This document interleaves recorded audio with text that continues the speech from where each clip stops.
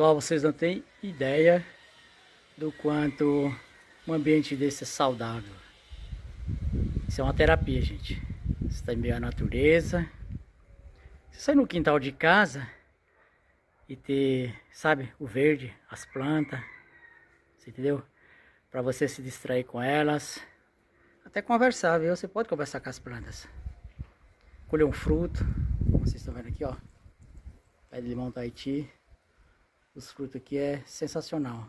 Dá gosto de colher o limão aqui, gente. Então, gente, isso é uma terapia. Isso não é assim sabe, só fartura, vamos dizer. A simplicidade, ela é uma terapia. O que vocês estão vendo aqui nesse simples e humilde vídeo. E é isso aí, gente. Isso aqui faz muito bem pra mim.